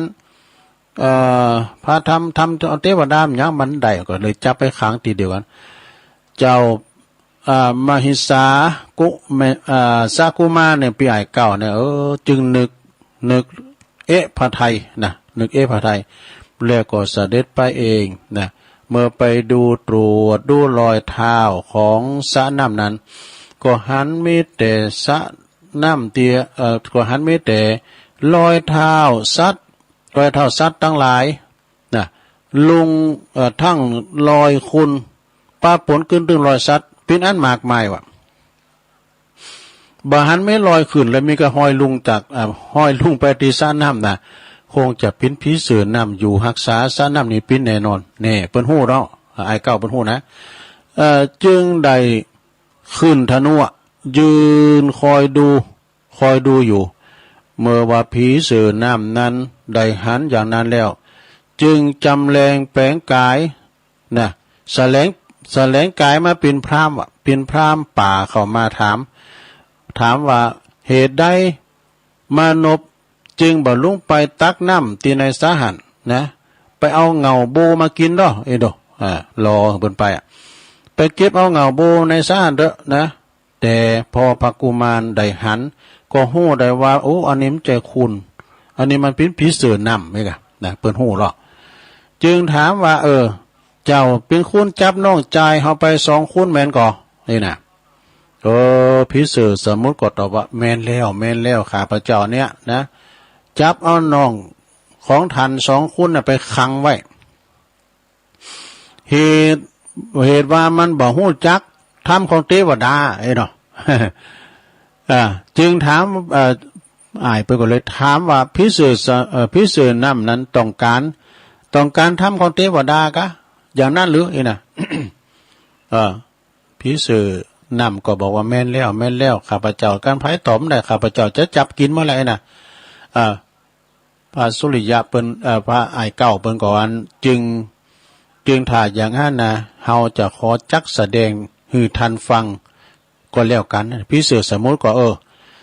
ว่าแล้วก็จะแสดงธรรมนะผีเสือสมมุติก็ตอบว่าเฮาในปิ้นลางกายอันเศร้าหมองนะจะได้แสดงธรรมบ่ได้จะต้องทรงอาบน้ำอาบน้องให้ก่อนนะมดใส่ไว้ยาเพิ่นว่าอาบน้ำฟังธรรมมั้ยะนะได้อาบน้ำดื่มน้ำตบแต่งร่างกายอย่างดีนะแล้วก็ผีเสือน้ำก่อนเนรมิตบัลลังก์เต็นเกี่ยวพระโพธิสัตว์เจ้าก็ขึ้นไปนั่งเต็นเกี่ยวทำกลางมณฑปนะแล้วก็ขอขึ้นไปนั่งแสดงธรรมนี่นะพระโพธิสัตว์เจ้าก็จึงขึ้นไปนั่งบัลลังก์แล้วก็แสดงธรรมให้ฟังว่าสัพพะบุรุษผู้ประกอบด้วยหิริแล้วก็โอตตัปปะผู้ที่ตั้งมั่นอยู่ในธรรมอันขาวเนอะเรียกว่าเทวธรรมนี่หรือว่าเรียกอีกอย่างหนึ่งว่าพรหมหิริโอตตัปปะหรือว่าเรียกว่าหิริโอตตัปปะเป็นพร้อมกันดูนะว่าด้วยกันนะผู้ตั้งมั่นอยู่ในธรรมอันขาวเรียกว่าเทวธรรมเรียกว่าพรหมธรรมของพรหมของเทวดาดังนี้เมื่อวายักเรือพิเศษน้ำนั้นได้ยินได้ฟังดังนั้นแล้วก็เริ่มใสขอคืนน้องใจคุณหนึ่งหน่อยนะพระโพธิสัตว์เจ้าก็จึงคืนน้องต่างมันดาเอาเด้อนี่นะโดยอ้างว่าเฮาจะไปสู่ในเมืองเพราะว่ากันเฮากันน้องต่างมันดานี่ถ้าเปิ้นถ้าน้องต่างมันดานี่บ้านใดกลับไปตัวเฮาแล้วน่ะคุณต่างหลายเปิ้นก็จะมาลงโทษว่าเฮานี่ฆ่าน้องต่างมันดาอีกอ่ะนะเฮาก็โกเฮาก็โกคุณต่างหลายจะเข้าใจผิดอีน่ะ อย่างนี้เฮาก็จึงขอเอาน้องต่างมารดาคือน้องหล่ากลับไปก่อนส่วนน้องลมมารดานั้นกับเฮานั่นนะคือน้องแต่ของเฮาน่ะน้องเรียนโลมารดาเดียวกันน่ะถึงแม้นว่ามันเฮาจะบอกว่าบอกตามความจริงว่ามีผีเสือน้ำจับกินไปให้แล้วคุณทั้งหลายเปิ้นก็บาดติเตียนนั้นนินตาเฮามากหนักนี่เมื่อยักษ์น้ำได้ยินได้ฟังดังนั้นแล้วก็ซ้ำมาเกิดเริ่มใสว่าโอ้หูจักทำเทวดาแล้วก็คือฮิริมีความละอายโอตตาปะมีความเกรงโก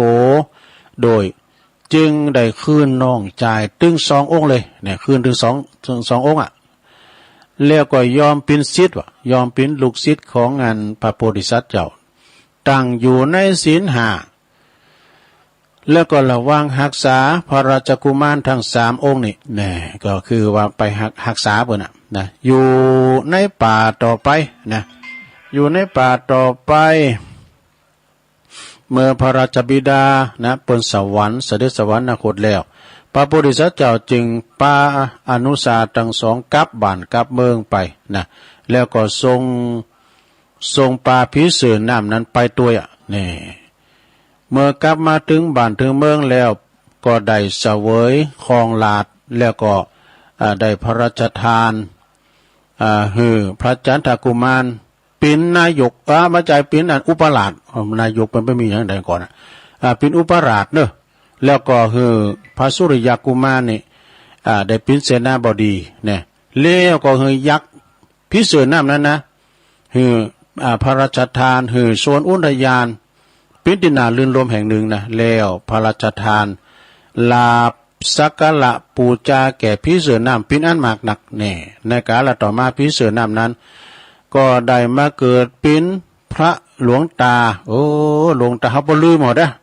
หลวงตาที่มันลึกน่ะ มาแก่ผ่ากลางหมูเป็นว่าจัดแล้วเนี่ยมันเป็นอันพิเศษน้ำโตเกิดมาทำจัดเป็นหลวงตาที่มันโหดื้อนะฟังไผนะสะสมทีเดียวแต่พระจันทกุมารน่ะเกิดมาเป็นพระสารีบุตรในกาลบัดนี้แหละเนี่ยส่วนพระราชกุมารก็มาเกิดเป็นพระอานนท์นะแล้วก็พระมหิสาสกุมารได้มาเกิดเป็นเหล่าพัตตคตในกาลบัดนี้แหละเนี่ยเรื่องนี้เป็นเรื่องที่มาติงหันว่าเฮาควรที่จะต้องมีหิริคือความละอายมีโอตตปะมีความเกรงโกนะเกรงโกคอละหานินทาต่างๆเนี่ยในสิ่งที่บอดีบ่งามนะในสิ่งที่บอดีบ่งามประจำอยู่เสมอจึงจะเป็นการดีจบซะได้อยู่โอ้มันยาวเหมือนกันเนอะนี่เรื่องงานฮิริโอตตปะนะถ้าว่าไปแล้วเนาะจบลงไปศรัทธาญาติโยมทั้งหลายความจริงนี่ก็จะเอาวันนวโกวาทมาเอาวันพวกเจ้าเนาะพวกเจ้าก็มาเล่าเรื่องฮิริโอตตปะนวโกวาทเป็นนวโกวาทก็มีนะศรัทธาญาติโยมเรื่องฮิริโอตตปะเนี่ยวันพวกเจ้าก็เอานิทานมาเล่าแถมบึ้นคือแต่ทำกันบาทคืนนี้ก็จะไม่ได้ลืมเนอะศรัทธามาฟังธรรมจากหลวงปู่พระครูหลวงพ่อพระครูสุจิตานุรักษ์หลวงพ่อวัดพระบาทอุดมว่าเนี่ยเผลอไปกะว่าเนี่ยมันเป็นวันพัดโลดุเนาะแต่วันนี้วันศุกร์นี่แน่นอนเนาะวันศุกร์ก็บึดก็ฟังกันไปศรัทธาเมื่อค่ำเมื่อคืนเนาะกีมน้ำมุนไว้เนอะวันเสาร์พวกตุลุงก็จะน้อมนำเอานะคือว่ามีกิจกรรมยกวัดมาบ้านตามแบบเบาที่เฮาได้ทำกันมาจะมีการโยงเข่าผัดเจ้าโยงเข่าบาทโยงขันแก้วก้าอีนะไหวพระหาบศีลแล้วก็มีการแผ่เมตตา วันตาหน่อยวันตาลงเอกเนาะแล้วก็จะสอดทำมาตีทำซักผูกในวันผูกนี่เนาะสถาก็อดหาดาฟังกันไปวันนี้มาตกมาแตนเพิ่นเด้อสถาเด้อเดี๋ยวกันนี่มาหลายเตือแล้วนะเนี่ยเดี๋ยวกันเด้อตัวลุงก็กดวางขอสุมาด้วยเจริญปอนทางใดน่ะสมาสการเจ้าโอ้ก็นึกว่าไผแม่จันโสมาเจ้าอยู่ไหมครับเย่มาลำไปอุ้ยอยู่ไหนก่อ อยู่แม่ค้าอำเภอแม่จันทร์ โอ้อยู่แม่คำโซเปิลบ่เลยนี่แหละ มานอนไปอุ้ยได้คืนละดีกะนอนตัวอุ้ยแม่อยู่แม่คำเนาะเจ้าอายุนักรับเกินแล้วไปฟังทางไหนฟังทางเฟซกะฟังแม่ละแค่ดูอุ้ยหมอนนี่อายุเท่าใด99พูดโทเอาถึง120ด้อถึง120แม่ถึง120ด้วยว่ะนั่นน่ะบุญรักษาเด้ออุ้ยเด้ออุ้ยหมอนเด้อกินข้าวลามกินน้ำลุงเด้อนั่นน่ะโอ้ขอแม่จันสมก็อยู่ดีมีสุขเด้อเจ้าคือกำลังใจเนอะตลอดสาธุเนาะปีหายเตือกเกาะลุงครับอาจารย์พระครูเปิ้นไปเตดตังใดก็ปนก้าตังในเมืองบนน่ะอายุ103 ปีว่ะไปตังไหนดอยสะเก็ดได้ตังใดอาจารย์พระครูอภิวัฒนวิกรมขึ้นแล้วนี่เปิ้นไปเตดอ้วนเฒ่าอุ้ยหมอนเพิ่นก็อายุ103 ปีว่ะเด้อแล้วก็อุ้ยหมอนโน้นพรหมมาแบน104 ปีกันเด้อว่าเสียงบุญไปนะตอนนั้นนี่ไก่ปีใหม่ก็ตุลุงก็ยังไปหอมโคอยู่เนาะนะอุ้ยหมอนโน้น104 ปีอ่ะดูสถาญาติโยมทั้งหลายก็นับว่าเปิ้นแบ่งปันอายุพระพุทธเจ้าบ่เนี่ย80 พรรษาเนาะ80 พรรษาก็เข้าสู่นิพพานการภัยเกินไปกว่า80 90 100นะปุตโตอยู่ตามหน้าบุญเนาะสถาเนาะแต่ประเดี๋ยวนี้คุณเฮาเนี่ยสถามาพอเนี่ยอายุมันยืนยาวนี่ก็มันก็จะหายอยากพองแต่ว่าบางพองก็ได้7 ปี5 ปี6 ปีละอ่อนนี่ก็เหมือนกันอุสนาเนาะเดี๋ยวกันเนี่ยมาทำสายเนาะเจริญปอนไปกับเจ้าตุลงอันนี้แม่สมภาษณ์แม่ทีมเจ้าแม่ทีมเนาะป่าแดงอายุ100นี่โอ้สุดยอดอ่ะนะก็น่ากะอันอายุมันยืนยาวก็อยู่ตามหน้าบุญเนาะคุณว่าไผเดียวว่าอายุมันยืนยาวนี่มันได้เบียดเบียนสัตว์นี่วะก็แล้วแต่กรรมไผบุญมันเนาะฟังจะเจ้าแล้วเนอะดีแล้วขอบคุณแม่พิมพ์นักๆเด้อจ้าชัดเจนดีตูฟังเลยวันนั้นก็ปะเพิ่นเหรอแม่โนนเขาไปก็มาที่วัด ตานกฐิน300 วัดนะพี่น้องในเมืองก็มากันจัดหลายนะในวันนี้ก็ศรัทธาญาติโยมทั้งหลายตุลุงก็ได้มาตกมาเต้นเปิ้นเด้อกันเด้ออันนี้เปิ้นส่งเฟซส่งไลน์มากำรุนแฮมนะ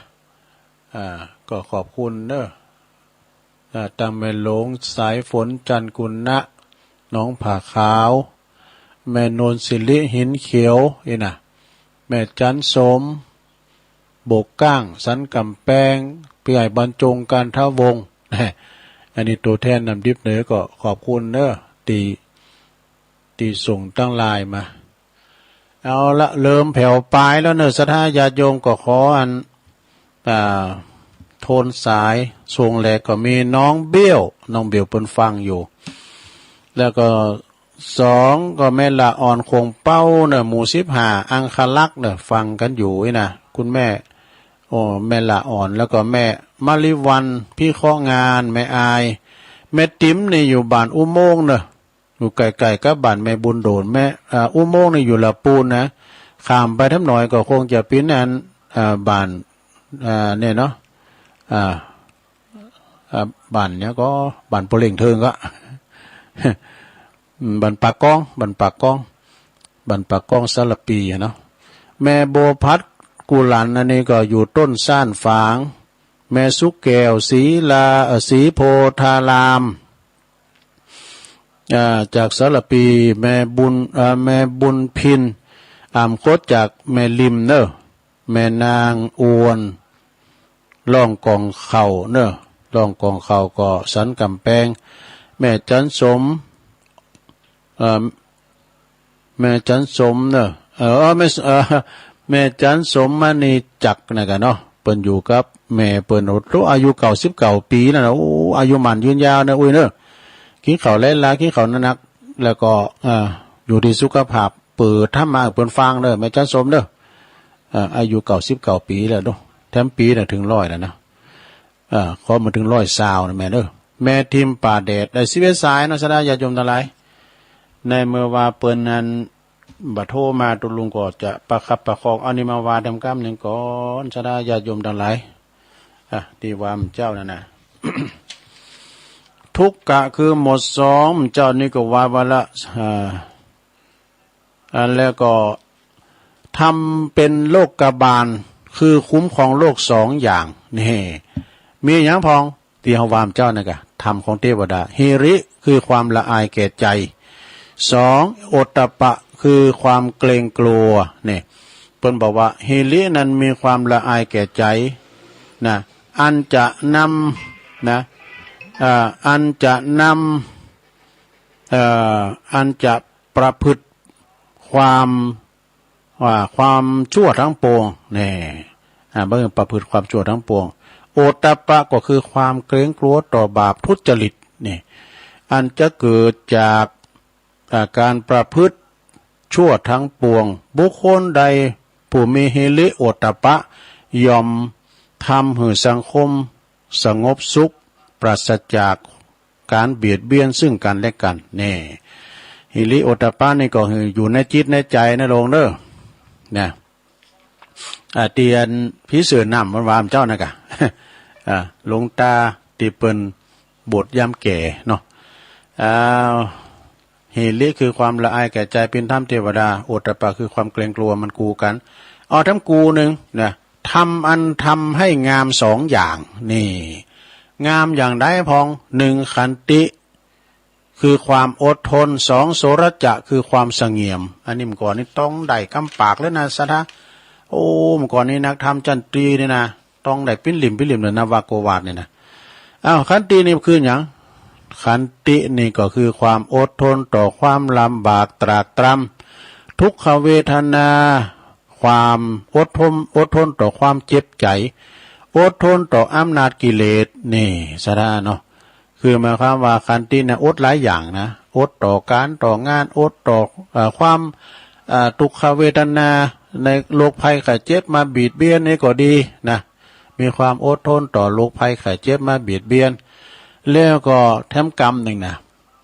อดทนต่อความเจ็บใจเนี่ยเพื่อเปิ้นมาเหยียดยามเฮากา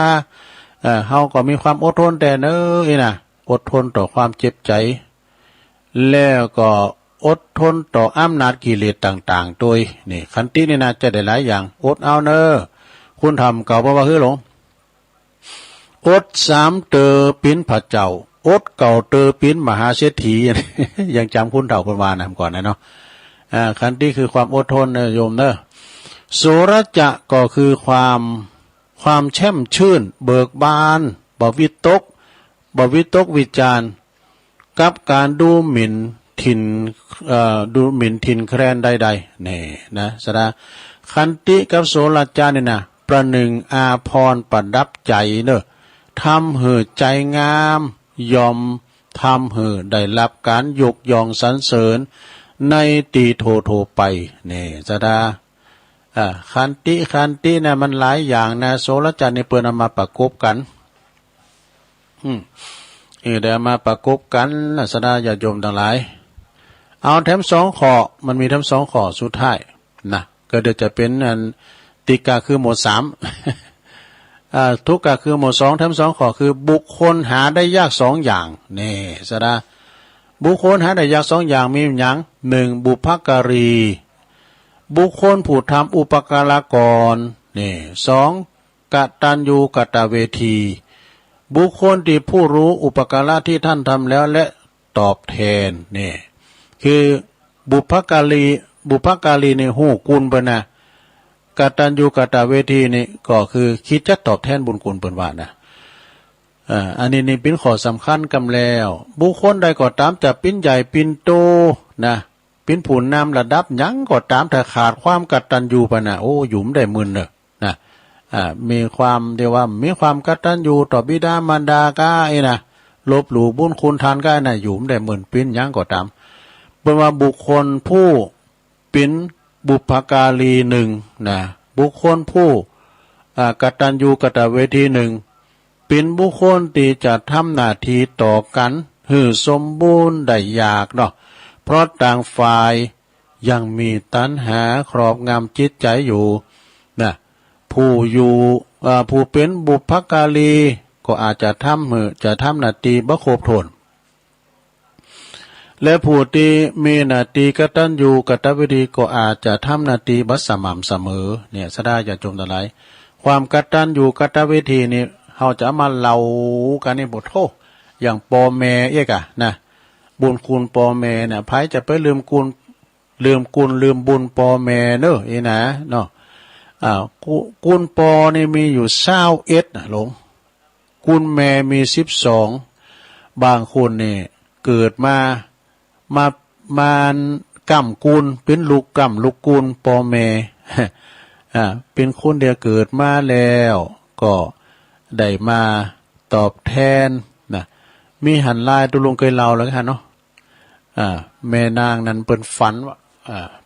ว่าลูกจะมาอยู่ต้อยแม่เด้อแม่ไปกดตุกไหลเข็นใจจะมาอยู่ต้อยแม่แต่จะมาจวยแม่เพราะว่าจัดแล้วปังหลังเนี่ยลูกได้ยืมตั้งแม่ได้ผานแม่หนักผานแม่มาหลายแบบนี้จะได้มาใจกรรมจะได้มาใจหนีแม่เนอะถ้าว่าลูกมาอยู่ต้วยแม่นี่นะลูกมาอยู่ต้วยแม่เนี่ยแม่ได้เงินได้คำมาเก็บง่ำไว้เนยนะบะก้องมาเข่าต้องแล้วก็มาเกิดวันนั้นน่ะแม่มันก็การเงินการทองก็ดีขึ้นมาว่ะลำรวยมามันเป็นตัวกล้ำกับตัวกู้นเนาะชื่อยังก็ถูกหวยรวยแชร์แล้วก็แม่มันก็ตามใจลูกนะลูกมันสัญญาว่าจะมาจ่วยแม่ใจนี่ใจชิ้นแม่ เผื่อว่ามื้อนั้นลูกมันขึ้นตายไปว่ะลูกมันตายต่างหันไปแม่มันก็เก็บมันบ่เอากรรมลูกมาเนาะแม่มันแม่มันบอกว่าลืมกรรมลูกบอกว่าถ้าลูกมาเกิดลูกแล้วนะมาเกิดแล้วนะก็จะมีอันเข่าของเงินคำมากำมากูลแล้วก็เก็บง่ามไว้เวลาลูกเปิ้นก็ขึ้นตายไปก่อนก็คือมาใจหนีเสียงหมดละแล้วแม่เปิ้นเก็บตั้งไว้เก็บอ้อมไว้นะก็เลยตุกเหมือนกันอย่างเก่าเนาะโอ้สายนี่เป็นมาในเดียวกันเด้อตั้งได้จ้ะนี่เจริญปอนคอยสาครับตุลุงน้องเบลเนาะโอ้ครับเป็นสายมันห่างบ่ได้ก็เลยโทรหาตุลุงคือกำลังใจอีกไสครับตุลุงก็จะประคับประคองเดี๋ยวก็จะย่างละอ๋อครับพอดีก็เลยโทรหาตุลุงคือกำลังใจพ่อแม่พี่น้องถ้าฟังอยู่ก็โทรกำลังใจตุลุงเด้อขอให้สาด้วยครับให้สาครับต้องไปเดือดร้อนมันเป็นอย่างอาการโทรก่อนเป็นอย่างเดี๋ยวตุลุงก็จะหมดเวลาละนะตุลุงก็จะยอบยั่งแล้วก็พวกเจ้าคอยว่ากันทำไมนะขอบคุณน้องเบลนะมาเป็นรอบ2ว่าสายมันห่างมันก็เป็นธรรมดาเพราะว่าครั้งเมื่อแรงไอ้เปิ้นก็ครั้งวีกลางวันเปิ้นทำการทำงานมันจะเหมือนเจ้าเมื่อเจ้าก็เมื่อคืนนี่เจอเลยเนอะ ฟังครูบาอาจารย์น่ะสายนี่หนักแต่พอเปิ้นปิกหอบคุณเฮากว่าเนาะซะด้าเนาะแตกตื่นมื้นตาเปิ้นก็ไปทำการทำงานเหมือนนกเหมือนหนูเนาะคำมาก็เข้าเล่าเข้าล่วงเข้าล่างให้กันเนาะเข้าล่วงเข้าล่างอันนี้เป็นธรรมดาเนาะสะได้ญาติโยมแต่วันธรรมดาให้มันถึงแผ่วปลายพองประคับประคองมาได้อยู่12สายเนาะสะได้ญาติโยมทั้งหลายได้มาฟังเทศน์ฟังธรรมฟังน้ำฟังธรรมกันไปก็เป็นธรรมดาอย่างเงี้ยนะวันนั้นก็ขอบคุณทางพระอาจารย์เน้นหลักเลยเนอะวันจันทร์นะตุลุงก็ไปหลายตีเนาะวันจันทร์เนี่ยตุลุงก็ไปเหล่าป่าตานแล้วพดมาที่บั่นโป่งพระอาจารย์พระครูอภิวัฒนาวิกรมบอกเปิ้นก่อนนิมนต์ทุกปีเน้นหลักพระอาจารย์เน้นหลักแทนเนี่ยกะก็ไม่ได้ขอบคุณวิชกรรมเด้อขอบคุณอาจารย์เน้นหลักหนักๆเด้อเจริญปอนเจ้าให้สัจเจ้าทนานยมฟังอยู่เนอชัดเจนดีเนอแม่จันสีเจ้าอันนี้แจงโฮลินเนอะมาเมื่อมาลุนเปิ้นเอาเป็นยักการอยู่โอ้อากาศทำการทำงานนะเป็นยัง เจ้าเดี๋ยวเมืองฝางนี่หนาวแล้วเนอะท่านเนอะตอนนี้ก็ยินมาเนอะเจ้านี่ก็ซียินมาพองนี่เฮาโอ้ไปวันนั้นไปนอนพุทธศีคิรีเนี่ยอันนั้นในหนาวได้เตะเนอะไปพอทะเลหมอกแล้วแต่บุญน้อยนี่หนาวได้กะบุญพุทธศีคิรีคุณแปะบุญน่ะขอบคุณแม่จันสีหลายๆเนอะแจงโหเรื่องฝางเมืองฝางก็ฟังกันหลายเนาะไปต่างกันปอจีเขาก็เนี่ยปอสมจิตเขามาทั้งพี่ก็ปอเกตเนาะปอเกตที่ยะมากย้อนพี่นะแล้วก็ปออาจารย์ปนานด้วยศรีสุวรรณเนาะปนานจันทร์ศรีสุวรรณพวกไปตั้งตะไลฟังกันอยู่ตะไลนี่อยู่ปุ่นอยู่ปงชัยนะเม็ดต่อมเขาก็ป่าสร้างหน่อยเม็ดวันดีเขาเจ้ากลับไปซานตุลุงเจ้าอันนี้โยมพรป่าเสาเนาะเจ้าฟังตุลุงตลอดตั้งแต่พระเจ้าเลยเจ้าดีกะแต่พระเจ้านี่น้ำนำแต่โทรหาตุลุงเจ้าปียังเพิ่นฟังก็ดีใจแล้วเจ้าติดตามตลอดเลยเจ้าที่กำลังใจตุลุงนะเจ้าขอบคุณหลายๆเด้อสาธุกลับไปสาเจ้าโยมพรจากป่าเสาอันนี้นี่เพิ่นไปตั้งพระบาทตากผ้าปุ่นด้วยเด้อเวลาว่ามีงานปฏิบัติธรรมนะเปิดก็ไปตั้งพระบาทตากผ้าคืนพระบาทตากผ้าก็106นะเวลาว่าวันพาวันศีลนี่เพิ่นก็จะมีเทศนำเทศธรรมเนี่ยกะนะโดยเมตตาบารมีธรรมพระเดชพระคุณท่านเจ้าคุณพระพุทธบาทพิทักษ์เจ้าคณะอำเภอป่าซางแล้วก็เจ้าอาวาสวัดพระพุทธบาทตากผ้าพระอารามหลวงนะอันนี้เปิดพิสิทธิ์กุฏิของครูบาเจ้าพรหมาพระมัจจโกแต่เนาะอาหารเปิดมาแต่มื้อน่ะนะเปิดก็ไปคุ้นเวงเป่าบ่รู้นะเจริญปอนจะไม่สาวเจ้าตุลุงอันนี้แม่สายทองเนาะแม่แล้วคุยการเจ้าคืนนี่ตื่นตี 1เลยเหมือนลาพอฟังเปิดโซ่ดูเด็กตุลุงออกไหวพระตัวอยู่เดี๋ยวนี้ฟังตัวพอดีเนี่ยเตือนที่โกดังหอมบ่กะใช่กะหอมมีแล้วไม่ดีผู้เจ้าอีกกับมันอยู่กับชิเจียดขันมันมาอยู่ให้การอยู่แม้กันนะดีกะกำลังใจทุกลงเลยฟังกันไปสาธุเจ้ามันบ่นแม่นะแม่สายทองเนาะหวยการเจริญปอนครับขอกราบแต่ใจไว้สาและเมตตาบารมีธรรมท่านเจ้าด้วยความเคารพอย่างยิ่งครับปอนนั้นสายยันเชิญเลยว่าไปเลยช่วงแม่แรงก็ยังแควนเนาะท่านเจ้าเนาะมันจ่ายบ่ปดติดช่วงแม่เจ้าเนี่ยมันตึงบัตรติดเนาะท่านพระครูเจ้ามันเหมือนเปิ้นสัมปทานไว้กดมันถึงบ่ได้มันถึงรุดนะครับแล้วเ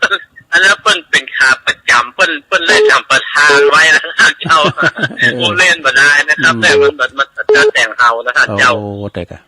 เหมือนท่านเจ้าสอนนักธรรมเหมือนเรียนใหม่ๆแล้วท่านเจ้านกทุกะคือบท2นะครับท่องตั้งแต่ฮิริโอตปะอย่างฮิริความละอายแก่ใจโอตปะความเกรงกลัวรุ่นตะก้อนนี่เป็นอันแต่นะท่านพระคุณเจ้าอาศัยท่องเป็นหลักนะครับแม่นแต่กะอันนวะกว่าในท่องได้เป็นเล่มมันเพื่อนแบ่งอามาท่องจับนี่นี่ท่องมาสิ่งนี้เอาจุดจบเล่มครับทำแล้วทำกีแต่กะแล้วก็อันพระสาวกอสิติมหาเถระสาวกแห่งท่องและจะโมดเอตทัศคะเลือดในด้านนั้นจนจำได้โมท่านพระคุณเจ้าแต่กะภาษิตสุภาษิตนักธรรมแม่น่ะณบัดนี้จะได้บรรยายขยายเนื้อความพุทธสุภาษิตที่ได้ลิขิตไว้ณเบื้องต้นพอเป็นแนวทางแห่งการศึกษาและปฏิบัติตามลำดับไปท่องเอาภาษิตมันไว้2ข้อ2หัวข้อ2ข้อทำกีนะครับโอ้จะก็จับหมดประเดี๋ยวเปิ้นบ่ใจการท่องแล้วท่านเจ้าเนาะเปิ้นอาศัยความเข้าใจกับความจำนะท่านพระคุณเจ้าเนาะแม่นแต่กะอันมันท่านเน้นลูกพระลุงเห็นเมื่อวานบ่ได้ท่องว่าจำอันใจหลักเอาพอหูว่าอันนี้เป็นบท2อันนี้ค คือรู้ความหมายอธิบายได้มันต้องจำรักเลยครับมันเป็นแต่ละยุคแต่ละสมัยเนาะท่านเจ้าเนาะแม่นๆนะแต่ โอ้แต่ก่อนนี่เฮียนนักธรรมนี่เฮียนแต่ท่านพระคุณเจ้าเลิกมาต้องมาท่องอยู่ที่วัดต้องมาท่องเอาจนได้ในท่องสวดแถมมาท่องรักทำแถมโอ้เฮียนอันแต่เนาะก็เพราะนั้นก็ต้องได้ดีเริ่มจะเรียงความกระทู้จะดีไหนดูเฮายังลืมไปแล้วไหน โอ้กระทู้นี่มันถึงเป็นหัวใจของมันว่าท่านเจ้าต้องตัวหนังสือต้องคัดงามๆมาท่านพระคุณเจ้าแม่นต้องคัดตัวหนังสืองามๆนะครับสะอาดเนาะมันมีการลบกันอย่างเงี้ยแล้วแม่นมันมีการลบกันอย่างจำหัวข้อภาษิตแล้วก็อธิบายไปเพิ่นกำหนดอย่างนั้นท่านเจ้าเนาะครับขอกราบแทบใจไว้สาในเมตตาธรรมท่านเจ้านะครับกราบไว้สาในความเคารพจริงครับขอบคุณแต่ปอาจารย์ปนันสายยานเนอร์นี่นะนักปราชญ์ทั้งทันหนึ่งเลยนี่นะสารปียางเนืองโตโป่งใสเด็ดเดี่ยวอันนี้นะเรียงความกระทู้ก้ามสังกาเนี่ยนะขอบคุณที่มาอธิบายเนาะเจริญปอนไหว้ตาเจ้าทลุงอยู่ตั้งได้ยายอยู่ปะคอยใต้เจ้าโอ้แม่แดงกันนี่ โอ้แม่แดงแม่แดงรัตนาเนาะจ้าฟังอยู่ตลอดนั่นแหละบ่ค่อยได้โทรปลาโคงใต้ปลาคอยใต้ปลาคอยได้กับปลาคอยร้อยปลาโคงดงปลาคอยใต้จ้าฟังอยู่เด้อเจ้าโอ้ขอบคุณแม่แดงนากันเด้อเจ้าโอ้ปัญหาอยู่ดีสบายแล้วอยู่ดีมีสุขเด้อเจ้าคุยอู้แต่ใหม่เจ้าชัดเจนแล้วก็ชัดเจนดีนะดีแล้วเจ้าไว้สาเจ้าตูเอาแล้วประคับประคองมาสุดท้ายขอบคุณทุกเสียงทุกสายเนอะมากำลุนนี่ก็แม่จันสีแจงโฮลินฝางโยมพรจากป่าเสาอุโมงค์เนอะละปูนแม่สายทองนะตัวแทนพี่น้องหวยการอันนี้เปิ้นเจ้าบทเจ้ากรอน